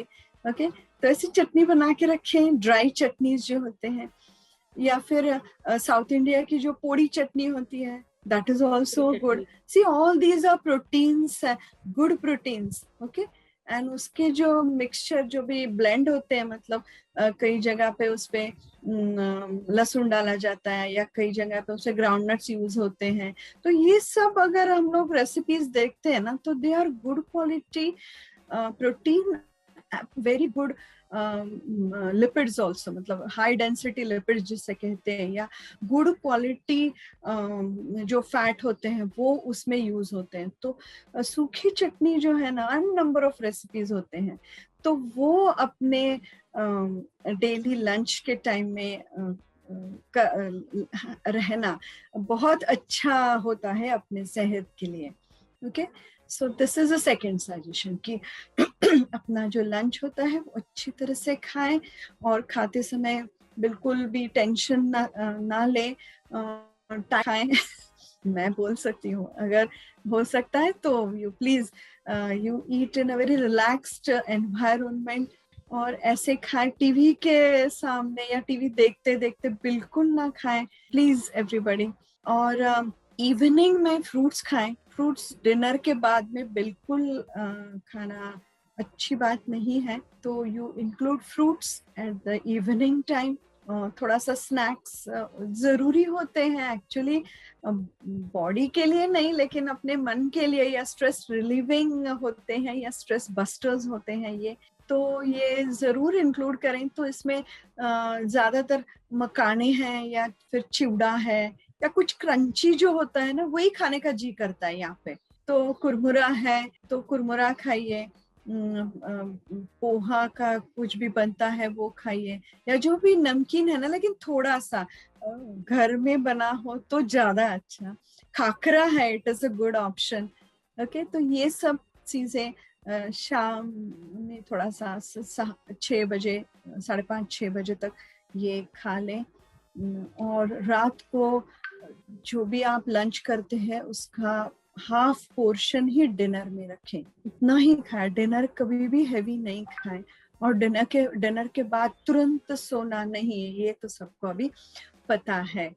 ओके, तो ये अगर डाइट में आप कर सकते हैं तो it will help you very well in keeping your immunity good and your health good. और दूसरी बात आपने जो बताई, अगेन डिटॉक्स ना, थोड़ा सा ये जो कंसेप्ट है ना, ये मौसम के ऊपर निर्भर करता है. कौन सा मौसम चल रहा है, या ऋतु जैसे कहते हैं, और ऋतु संधि होती है, मतलब 2 ऋतु के बीच का जो भी एक काल होता है, उसमें डिटॉक्स करना ज्यादा अच्छा होता है. कभी भी डिटॉक्स करें, ये कंसेप्ट आयुर्वेद में भी नहीं है और नेचुरोपैथी में भी नहीं है. तो डिटॉक्स अगर सिंपल करना है आप लोगों को, तो सूप्स, सलाड्स और फ्रूट्स, ये तीन एक दिन के लिए इसी का सेवन करें. यही खाएं, भूख लगे तो सलाड खाएं, सूप पिए, लेकिन तीनों, हाँ, ओनली सलाड दिन भर नहीं. सूप पीना जरूरी है, सलाड खाना भी जरूरी है, और फ्रूट्स खाना भी जरूरी है. तो ये तीनों चीजें एक दिन के लिए, महीने में एक बार या 15 डेज में एक बार आप करते हैं. संडे करते हैं या मंडे करते हैं या फिर फ्राइडे करते हैं, डिसाइड करके ये तीनों ही वो दिन खाना है, जितनी बार आपको भूख लगती है यही खाएं और यही पिए। तो ये अगर आप करते हैं तो it is a good way of detoxing. या फिर नींबू शरबत का इस्तेमाल या coconut water, tender coconut water का इस्तेमाल करें, या फिर फ्रूट जूस का इस्तेमाल करें, not milk shake. Okay, milk shake is not a detox. तो अगर फ्रूट जूस लेते हैं तो ये सब आप एक दिन के लिए करते हैं, 15 डेज में, 1 मंथ में, तो it is a good way to detox. तो डॉक्टर मृदुला, अभी चलते हैं अपने नेक्स्ट क्वेश्चन के ऊपर, जो कि आए हैं या ऋषिकेश मोकाशी से, रवि भारद्वाज, दिशा सावंत, मुस्कान शर्मा, महिमा राजपूत, मानसी राजपूत एंड दिया शर्मा से। और वो जानना चाहते हैं कि आप कोई टिप्स दे सकते हैं on obesity and weight loss के लिए। या popular question. Naturopathy helps in a long way for obese patients particularly. जैसे मैंने अभी कहा कि एक रूटीन जो है वो मेंटेन करना है, और जितना ओवरवेट है, अभी तो नेट पे आपको समझ सकता है कितना ओवरवेट है, ओबेसिटी लेवल कितनी है। तो एक टारगेट, मंथली टारगेट बना दें कि ज्यादा नहीं बनाना है, कि देखिए कुछ नहीं खा के 20 किलोज 1 मंथ में भी कम कर सकते हैं, but that is not a issue, that is not permanent. The moment you start eating, your weight is going to increase. So the funda is, bottom line is, you should decrease your weight in a steady and slow fashion. Always slow and steady will win the race for you. Okay?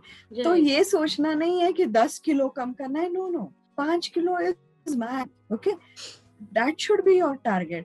और अपनी जो भी, पहला तो dinner target करें और dinner कम करने का प्रयास करें। डिनर में जो जो कार्ब्स हैं वो बंद करें, स्वीट्स खाना बंद करें।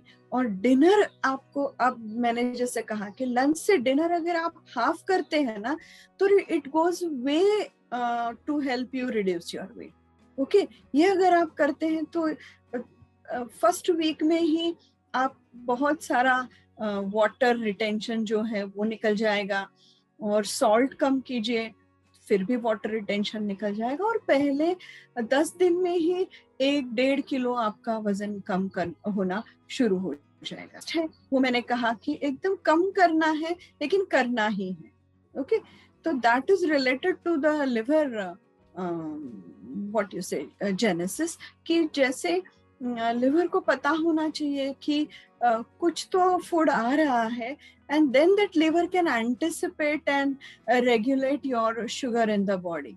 Okay, so पहले अगर आप 8:30-9 बजे तक ही थोड़ा सा कुछ तो नाश्ता करते हैं, या फिर जैसे मैंने कहा फ्रूट्स खाते हैं, सलाड्स खाते हैं, ड्राई फ्रूट्स खाते हैं, तो भी चलेगा.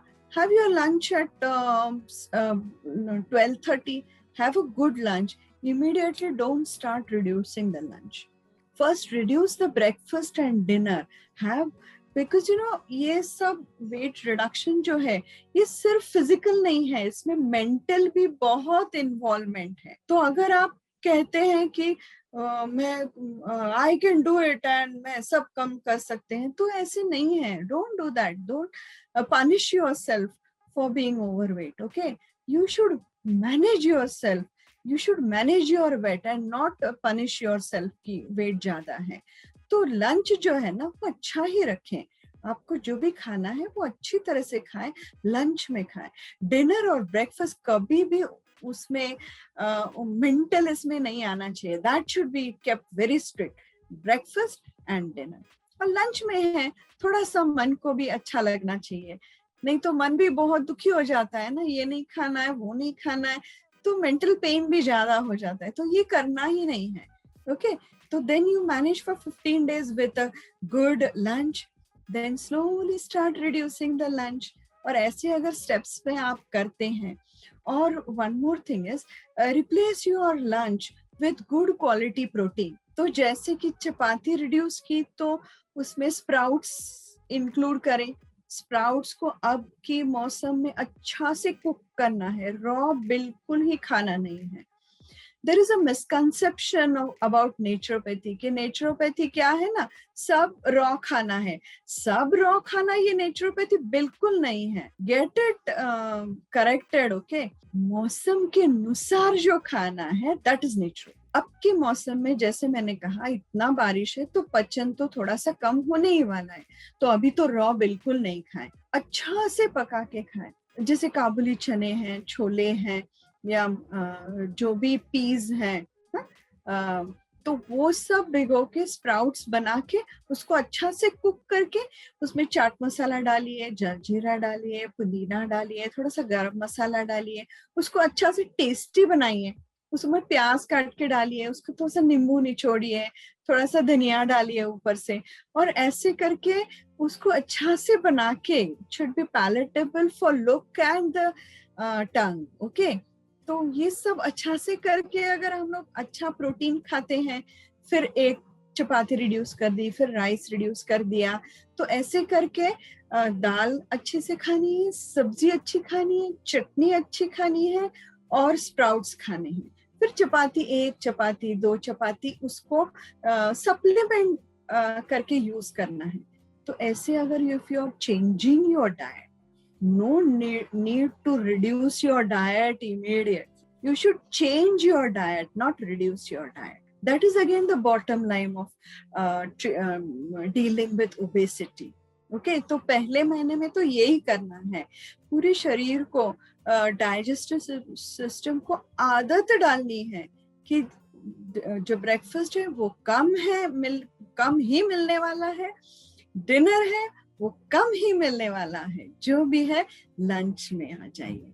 Then slowly start changing the lunch. Slowly start replacing the breakfast with eggs or again good quality proteins, and then in this fashion slowly you can reduce your weight. But मन को ज्यादा दुख ना देके भी हम लोग obesity कम कर सकते हैं. Wonderfully said, Dr. Mrudula. अब ऐसे आप कुछ एक एक्सपर्ट टिप्स या एडवाइस दे सकते हैं ऑन डायबिटीज और कंट्रोलिंग हाई शुगर पे? Yeah, I would like to tell you about diabetes, managing the diabetes. Okay, firstly, it is an ailment, it is not a disease, so it is never going to go away.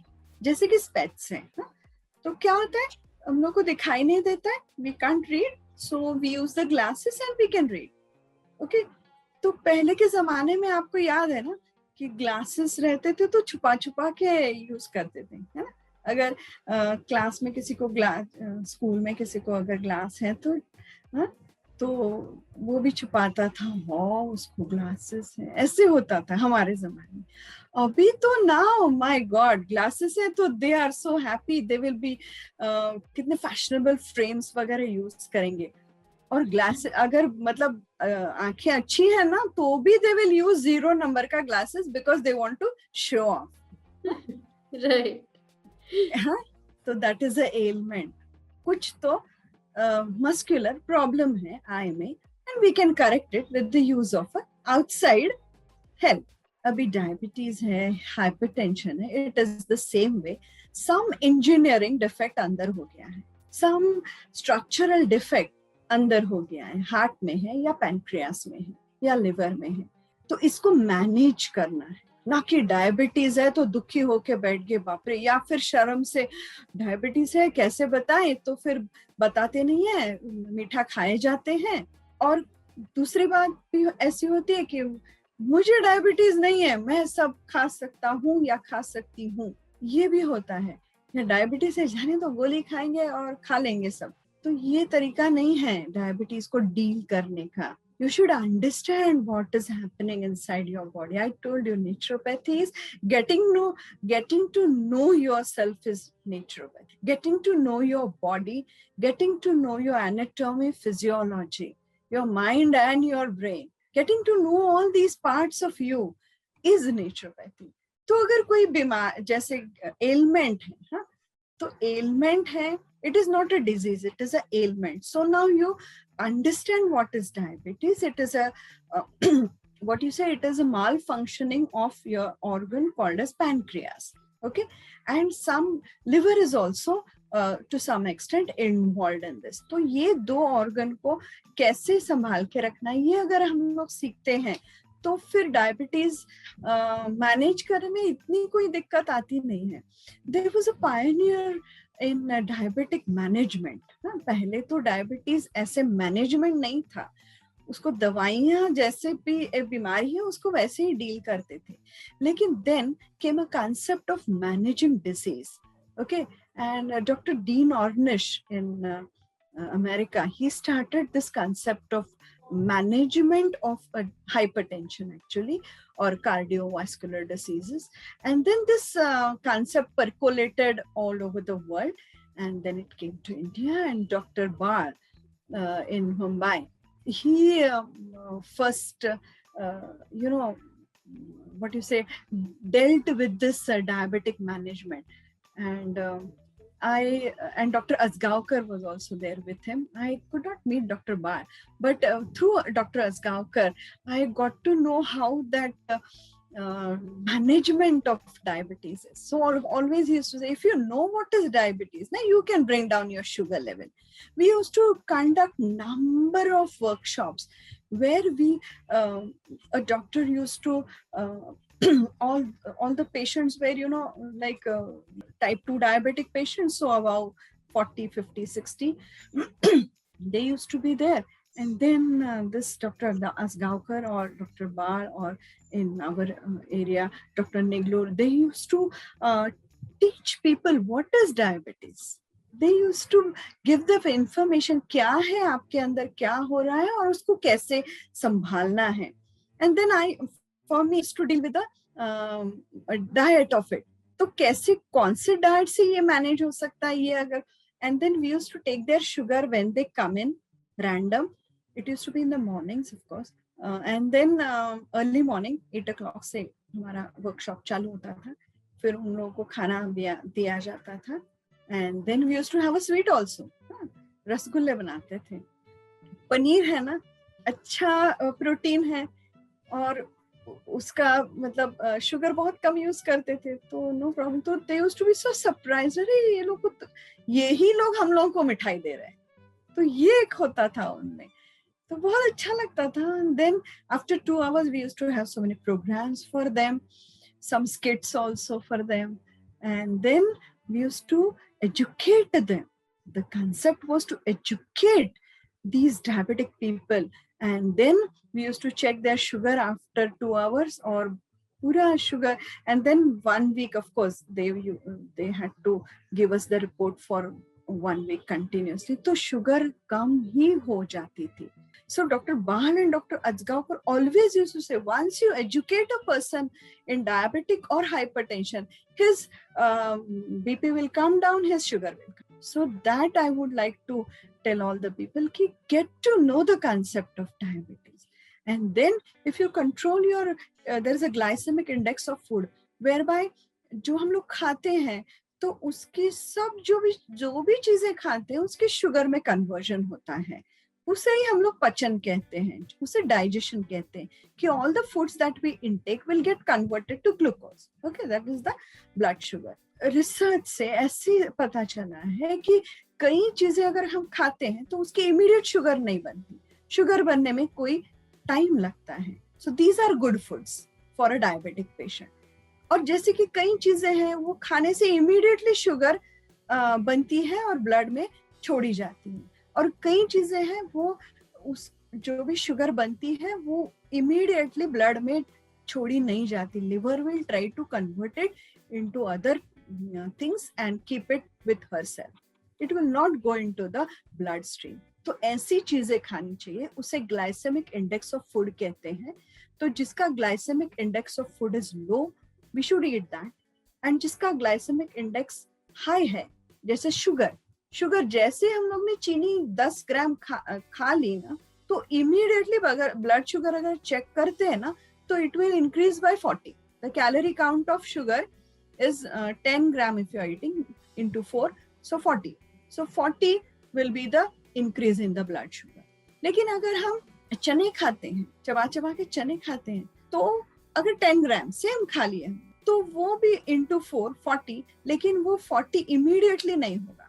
For a period of half an hour वो 40 थोड़ा थोड़ा थोड़ा blood में छोड़ा जाए, that is controlling diabetes. सो अगर चबा चबा के खाते हैं या फिर फाइबरस फूड ज्यादा खाते हैं, your glycemic index of the food will go down. Absolutely. So that is what is managing diet. You should eat. ऐसे नहीं कि खाना ही नहीं है, कुछ खा लीजिए, अच्छी तरह से खाइए, लेकिन अगर एक रसगुल्ला खाया तो see that you eat same quantity of salads with it. तो वो अगर कॉम्बो करके खाते हैं फिर इतना शुगर नहीं बढ़ने वाला और मन को भी इतना दुख नहीं होने। राइट, ठीक है। तो डॉक्टर मृदुला, अभी आगे की भी जो क्वेश्चंस है वो भी लाइक रिलेटेड है ऐसे इन चीजों से, पर उन क्वेश्चंस में एक्चुअली भी ऑडियंस को ये जानना है कि घर की कोई चीज लाइक होम रेमेडी जिसे हम कहते हैं या होम प्रोडक्ट, अगर वो ऐसे खा के कुछ चीजें अगर हम उसको करेक्ट कर सके तो वो कौन सी चीजें होंगी बेसिकली। तो अभी के जो क्वेश्चंस है अब थोड़े जरा उसके रिलेटेड है। अब जैसे कि नेक्स्ट क्वेश्चन आया है from Sai Sawant, Disha Sawant,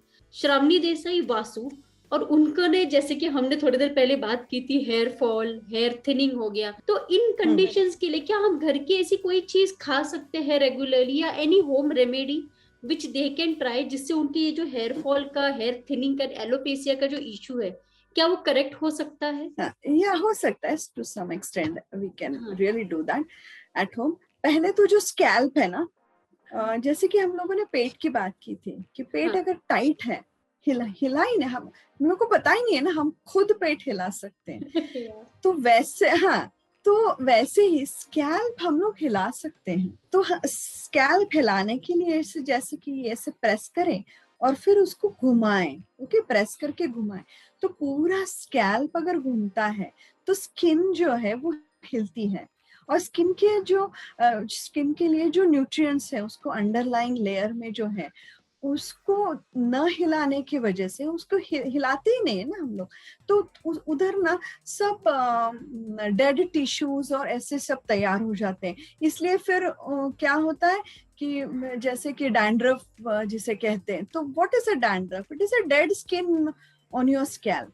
So if you're just touching your scalp and just moving it about, slightly circular movements, her inch of scalp agar you move about, then all the gradually, not in one day, but right, gradually वो जो dandruff है वो निकल जाएगा, that skin will become fresh and all the nutrients that are there underlying that skin will be replaced, which is dead will be replaced by the new nutrients, and then your roots will become strong, and then the hair fall will be not there, okay, or it will get reduced automatically.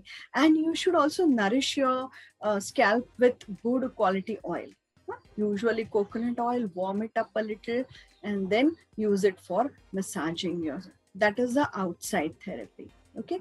और जो खाना है वो तो अच्छा खाएं। Acidity, पेट की जो एसिडिटी है जो बढ़ती है तो हेयर फॉल बढ़ने ही वाला है। पेट और हेयर एकदम से रिलेटेड है, ओके। तो एसिडिटी ज्यादा है तो हेयर फॉल ज्यादा होगा, एसिडिटी कम रखें तो फिर हेयर फॉल कम होने वाला है। तो थोड़ा सा नाभि में भी तेल डालें, ओके, एंड देन पेट पे भी तेल अप्लाई करें थोड़ा सा रोज नहाने से पहले।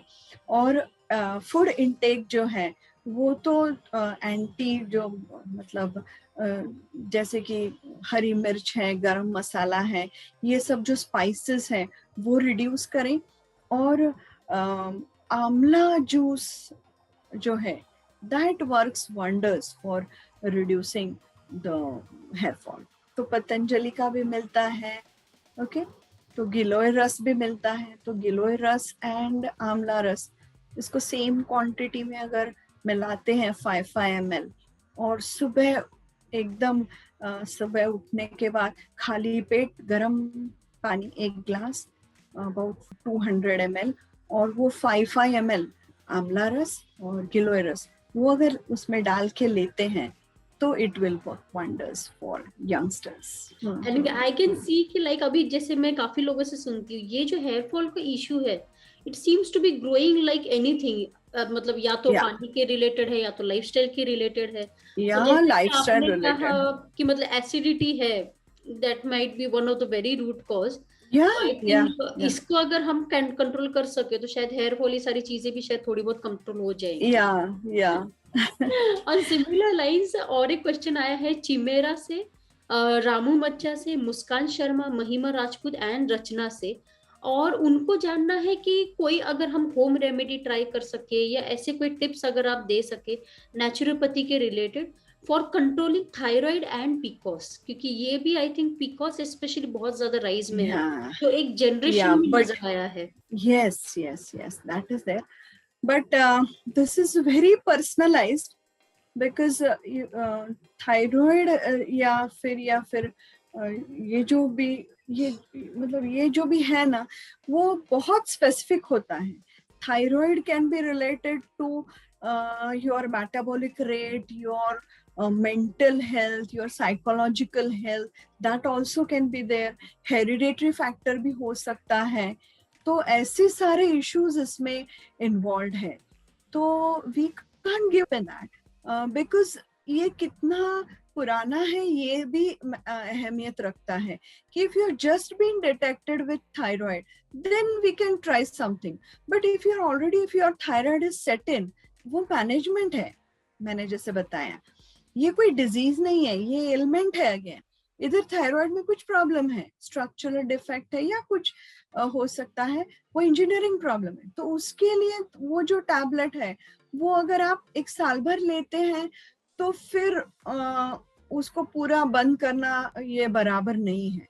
Okay, so you will have to continue that, but then you can use some yoga exercise whereby you can maintain that 25 mg 75 mg whatever that your power of that tablet is, that you can maintain or a bit reduce.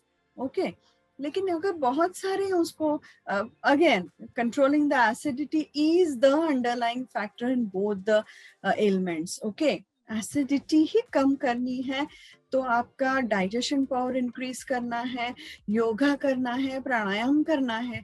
प्राणायाम से बहुत ही दोनों में राहत मिल सकती है. जैसे कि कोई बंध है, मुद्रा है, तो इससे बहुत सारा फर्क दोनों में दिखाई दिया है. ओके, जालंधर बंध है या फिर उज्जयी प्राणायाम है या फिर भ्रामरी प्राणायाम है, ये दोनों में ये बहुत ही काम करता है बिकॉज इट इज ग्लैंडुलर ना. अभी ये दोनों जो है वो एंडोक्राइन सिस्टम में आ गए हैं. ये जो बिगड़ाव है वो एंडोक्राइन में आ गए, तो इट इज अपर लेवल बिगाड़ है ये, तो ये इजीली नहीं जाता. तो you will have to take lot of efforts and not only physical, mental efforts इसमें बहुत ज्यादा है. योर साइकोलॉजिकली मेडिटेशन करना बहुत काम आएगा इसमें. तो keeping your mind and brain very steady, very calm, quiet, peaceful, ये जो सब है ये अगर करते हैं then you do all the supportive things, फिर आपका थायराइड है या पीसीओडी है ये सब एक लेवल पे रखा जा सकता है. It is not impossible, but what I'm saying is it will take lot of efforts from all the angles, not only Absolutely. diet or not only that, every angle has to be studied and individually catered or tailor made. Absolutely doctor. तो doctor अभी जैसे भी pandemic आया है, इस pandemic में specially जो youngsters है, अभी जब मैं जनरली जब मैं एंगेज करती हूँ अपने ऑडियंस या व्यूअर्स पे अपने काफी सारे सोशल मीडिया प्लेटफॉर्म पे, तो वहां पर मुझे काफी सब लोग मतलब काफी जो स्पेशली यंगस्टर्स है उनसे ये सुनाई देता है they are more like feeling like depressed. तो अभी एक क्वेश्चन एक्चुअली यंगस्टर्स से ही आया है, जैसे कि एक मानसी राजपूत है एंड एक दिया शर्मा है, both are like really young ladies, so they are feeling really very depressed. उनको फील होता है कि शायद वो लोग थोड़े से बंद से हैं, they are not able to go out, they are not able to do anything in their life. उन्हें लग रहा है कि टाइम बहुत वेस्ट जा रहा है, and they are feeling that probably if you can give certain tips कि अगर समझो ऐसी कोई खाने की चीजें हो जो खा के बहुत हैप्पी फील हो, पॉजिटिविटी आए, डिप्रेशन कम हो, तो इसके ऊपर अगर आप कुछ टिप्स दे सके तो उनकी हेल्प हो जाएगी. ऐसे कोई खाने से कोई हैप्पी नहीं होता है. There is no such magic food. Or other angle is every food is magic. Okay. लेकिन ये जो पर्टिकुलर मतलब प्रॉब्लम है ना कि डिप्रेस लगता है, तो एक तो बाहर नहीं निकल सकते, जब चाहे बाहर नहीं जा सकते, ये पहली बात है। बहुत सारा कन्फाइन हो गया है, घर में ही रहना, सब घर में ही करना, तो घर बंद होता है तो we get less amount of fresh air. Indian homes में भी ओके एसी होते हैं या इतनी सारी वेंटिलेशन भी इतना प्रॉपर, जैसे कि अगर हम लोग साल भर घर में है तो उसके लिए जो लेवल ऑफ वेंटिलेशन होना चाहिए वो तो है ही नहीं। और हमारे जो अर्बन एरियाज हैं वो तो ओवर क्राउडेड हैं, पोल्यूशन है और ये सारी चीजें हैं, तो naturally availability of fresh air is not there. That is one of the reasons of this depression. और बाहर नहीं जा सकते, उससे भी डिप्रेशन है। जो सन रेज मिलनी चाहिए वो नहीं मिल रही है, D3 कम हो रहा है, तो इसकी वजह से भी ये डिप्रेशन है। तो और अभी तो बारिश शुरू हो गई तो ऐसे भी सनलाइट कम होने वाला है, कम मिल रहा है, मिलने वाला है कई मतलब महीनों तक, तो इससे भी डिप्रेशन बढ़ सकता है। So see that you have a supplement of D3, okay, वो दैट विल हेल्प। ओके, तो no harm in taking some help from allopathy. Okay, we are not against any pathy, जो भी हम लोग के लिए अच्छा हो। That is the common goal of all the pathies, to make a human being healthy. ना? तो D3 का एक एंगल हो सकता है, फ्रेश एयर का एक एंगल हो सकता है, तो प्राणायाम करें। You increase your breathing capacity. कैसे होता है कि ब्रीदिंग कैपेसिटी जो नेचुरली होती है, ये सब स्टडीज से एस्टैब्लिश्ड है, ये फिगर्स जो है, तो कैसे हैं, जो नॉर्मल सांस ली जाती है दिन भर में हम लोग काम करते हैं या कुछ करते हैं, तो अबाउट 3 to 550 cc इतनी हवा हम लेते हैं और उसको छोड़ते हैं। अभी अपनी जो लंग कैपेसिटी है वो 6000 cc है। अभी इतनी कैपेसिटी है और हम लोग कितना कम यूज करते हैं ना, हम लोग सांस खुल के सांस भी नहीं लेते हैं।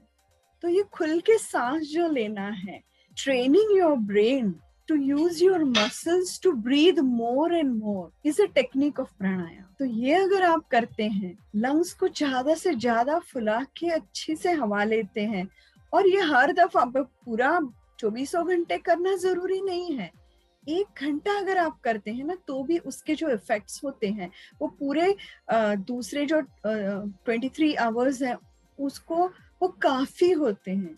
तो हमको इतना ही करना है कि अच्छी से सांस लेनी है और उसको अच्छी से छोड़नी है, सिर्फ लेनी नहीं है, उसको छोड़ने भी अच्छा से होना चाहिए। That activity of inhalation and exhalation should be proper and to the fullest.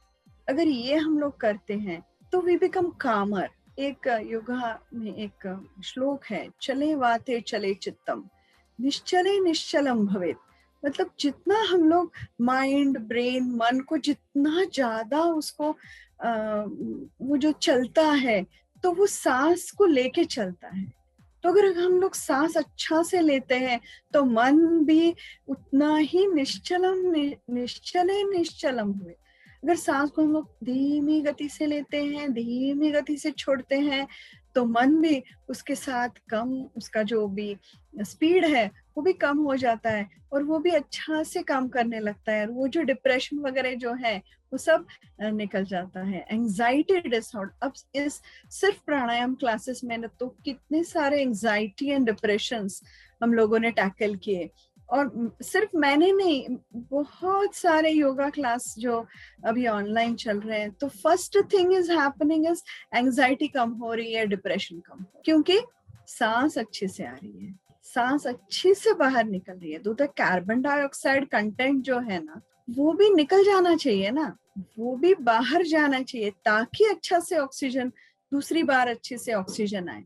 तो ये एक्सहेलेशन भी उतना ही इम्पोर्टेंट है। तो प्राणायाम करें, अच्छा से ब्रीदिंग टेक्निक सीखें, बहुत सारे ऑनलाइन हो सकते हैं, तो वो सीखें तो ये सब depression and that will automatically go away. You will never know वो चले किधर गए।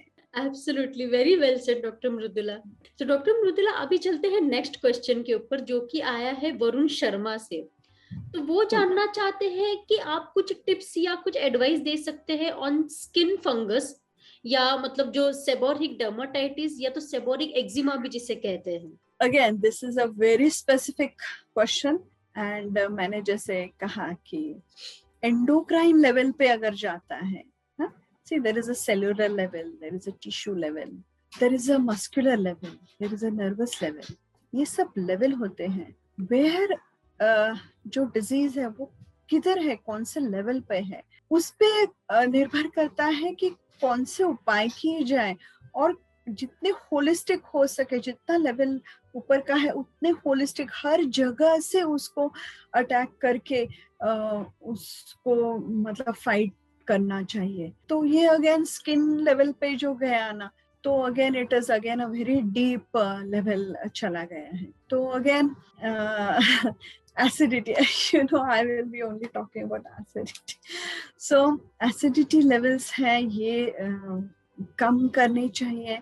Then spicy food, all the sour food, fermented food, ये completely निकल जाना चाहिए डाइट से, और प्राणायाम करना चाहिए। Skin should breathe, the breathing should be at the skin level, not only the cellular level or the tissue level, now the skin level.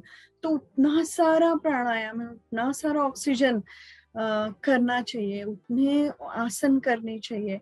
अगर ये दोनों लेवल पे करते हैं, अवॉइडिंग सो मेनी फूड्स, इसमें सो मेनी आएंगे, पूरा packaged food बंद होगा, विनेगर वाला मतलब tomato ketchup and all, sour food, tomatoes या tamarind, any type of sour food, lemon आएगा इसमें, आंवला आएगा, पूरा बंद करना है। स्पाइसेस पूरा बंद करना है।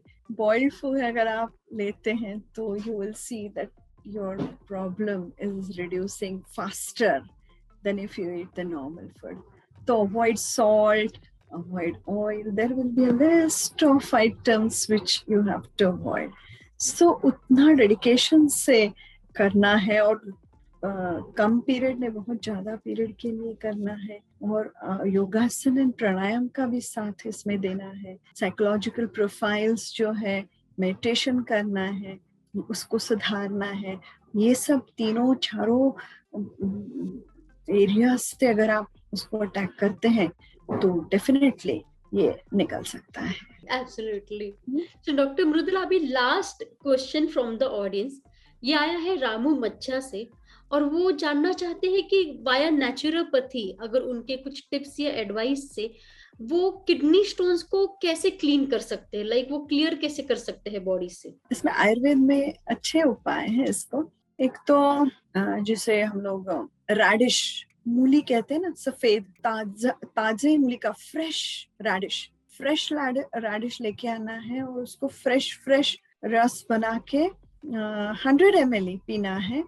उसमें कुछ ऐड नहीं करना है, नमक या लेमन या कुछ ऐड ना करके, सिर्फ थोड़ा सा पानी डाल के मिक्सी में से निकाल के उसको स्टेन करके, फिर स्ट्रेन करके उसको अगर पीते हैं, और फिर एक आधा घंटा कुछ नहीं उसके ऊपर खाना है। अगर 3 दिन सुबह सुबह करते हैं तो किडनी स्टोन काफी राहत मिलती है। किडनी स्टोन का जो अटैक आता है ना, उसमें भी नेचुरोपैथी में हम लोग ये ट्रीटमेंट देते हैं। तो मूली का रस जैसे ही पीते हैं तो ऑफ कोर्स वो तो बहुत ही स्ट्रॉन्ग होता है, पंजेंट भी होता है, लेकिन अगर वो पीते हैं ना तो वो जो अटैक है, वो जो पेन लेवल है ना, वो धीरे धीरे कम हो जाती है। लेकिन अगेन वो किडनी स्टोन किधर है, उसका साइज क्या है, ये सब अहमियत रखता है। ये अगर सब डिटेल में स्टडी करके अगर उसको कोरिलेशन करते हैं, symptomatic correlation, then we can suggest something. But मूली आप का रस का यूज कर सकते हैं, या फिर कोईथ कहते हैं, I don't know what they say in Hindi for that, okay you will have to Google it. तो that is a very good thing. उसको पका के उसका जो रस है वो पीते हैं तो किडनी स्टोन निकल जाता है। मैंने देखा है ये ज्यादातर कोंकण एरिया में लोग उसका रस बना के पीते हैं तो they never get that kidney stone problem. दो रिकरिंग प्रॉब्लम जो है ना, ये भी मैंने 2 बार ऐसे केस ट्रीट किए हैं कि कुल्थ का जो पानी है वो पी के रिकरिंग प्रॉब्लम था उनको, तो इससे थोड़ा सा उनको अच्छा से राहत मिली है। तो वंडरफुल वंडरफुल डॉक्टर मृदुला। तो ये थे हमारे सारे क्वेश्चंस ऑडियंस से। अब एक on the spot fun question आया है आपके लिए खास। तो ये क्वेश्चन ऐसा है कि can you suggest any instant tip जो इंस्टेंटली स्किन को ग्लो कर सके, मतलब स्किन को ग्लोइंग दिखा सके, थोड़ा सा ब्यूटीफुल दिखा सके, या स्किन डिटॉक्स के ऊपर आप कुछ बता सके तो। Okay, and I am game for that. Okay, I'll teach you a type of kapalbhati. Okay, ये मेरी क्लास में भी बहुत सिखाती हूँ, and it is very popular for the skin. Understand the facial skin. Okay, again we never move the facial skin totally. जो हंसते हैं तो इतना ही यूज होता है। अभी इसको कभी यूज करते हैं जब भी हम लोग इरिटेट होते हैं, तभी इधर लाइन आ जाएगी। ओके, बाकी तो नहीं यूज करते ना। तो इसको यूज करके अगर कपालभाति करते हैं, भी कपालभाति ज्यादातर पता है for better use of a word I am using kapalbhati. Okay, so कैसे करना है, तो रैपिड एक्सहेलेशन करना है और शोल्डर के नीचे बॉडी एकदम स्टेडी रहेगी, उसको ज्यादा हिलाना नहीं है। कपालभाति में क्या है, पूरा हिलता है शरीर, और हार्ट भी उसमें इन्वॉल्व हो जाता है, ताकि ये कपालभाति नॉर्मल है तो उसमें हार्ट रेट भी बढ़ता है। तो बीपी पेशेंट्स ना करें, प्रॉब्लम्स है वो पेशेंट्स ना करें, आईएचडी वाले ना करें, ऐसे बहुत सारे रिस्ट्रिक्शंस होते हैं, 70 के बाद ना करें वगैरह वगैरह। अभी ये जो मैं आपको सिखाने वाली हूँ इसको कोई रिस्ट्रिक्शंस नहीं है, क्योंकि ये हार्ट इन्वॉल्व बिल्कुल नहीं इसमें। ओके, तो फोर्सफुल एक्सेलेशन है, कपालभाति का जो टेक्निक है वही है, प्रिंसिपल वही है, लेकिन जो फोर्सफुल एक्सेलेशन है वो हम लोग फेशियल मसल्स यूज करके करने वाले हैं। जैसे कि नाक में कुछ आ गया तो कैसे करेंगे हम लोग। ओके, तो I am going to use all my facial muscles to expel the air. It will look very funny. Okay, now it is a fun question, so I have to give a funny answer and solution, isn't it? Absolutely. So I'm game, huh? So you use all the brow, the here temporal, the eyelids, the below the upper cheek, the lower cheek, and the nose. जैसे कि पूरा हम लोग ना किसी को कहते हैं ऐसे ऐसे जब छोटे थे तो कैसे मुंह बनाते थे, तो वैसे मुंह बना बना के हम लोग कपालभाति करने वाले। तो what happens is I'll give you the science behind that, so you will be inspired to do that. Okay, तो कैसे होता है, जो लोग आई डोंट ब्यूटी पार्लर्स में जो लोग जो करते हैं ना आप लोग, तो कैसे है ना, उसमें क्या होता है कि लिम्फेटिक ड्रेन होता है, मतलब इधर जो भी लिम्फेटिक वेसल्स हैं, blood vessels and lymphatic vessels, they are parallel running throughout the body. तो वी यूज द हैंड, तो लिम्फ को अपने आप ड्रेनिंग होता है। ब्लड वेसल्स के पीछे हार्ट है। ओके, तो हार्ट पंप करता है तो उसका सर्कुलेशन हो जाता है। अब लिम्फ के लिए तो हार्ट है नहीं, तो उसका सर्कुलेशन मस्कुलर मूवमेंट पे होता है। ओके, तो जैसे हाथ पांव हिला दिए तो मस्कुलर मूवमेंट हो गई और उधर का लिम्फ ड्रेन हो गया। ओके, वो अच्छा हो गया, एकदम शुद्ध हो गया। तो ये जो क्रिया शुद्धि है, श्वसन शुद्धि है, और श्वसन शुद्धि से श्वसन शुद्धि करते समय हम लोग फेशियल ड्रेनिंग भी करने वाले हैं, फेशियल लिम्फेटिक ड्रेन करने वाले हैं। मतलब मसाज होगा, एक्यूप्रेशर होगा, सब होगा, हा? और उसको पूरा फोर्स के साथ फेशियल मसल्स यूज करके हम लोग करने वाले हैं। Okay, now you're going to laugh at me, huh? It's a fun thing. You can keep your eyes open also and do it. You can keep your eyes closed and do it. Okay.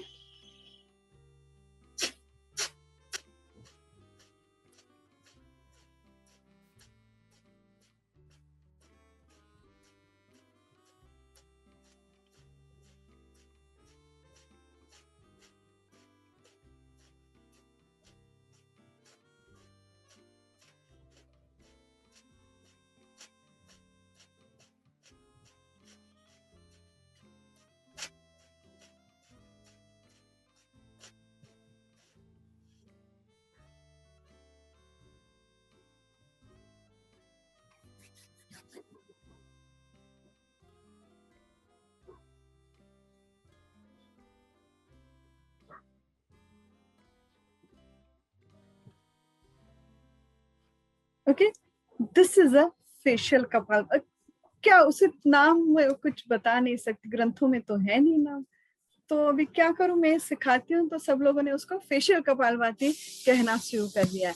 लेकिन this is helping to clear the skin of your face and all the lymphatic vessels and the lymphatic drain, the tissue level, the cellular level, and all the sinuses around this area, the paranasal sinuses, अभी जो Mucor micro वो जो मतलब Mucor माइक्रोसिस था, उसके वजह से WhatsApp पे वो जो सब आ रहा था ना, para nasal sinuses and all, okay, तो वो सब जो ये एरिया में है ना, उसको भी नेगेटिव प्रेशर तैयार हो जाता है, क्योंकि क्या करते हैं, फोर्सफुली सिर्फ एक्सहेलेशन करते हैं, इनहेलेशन तो करते नहीं है।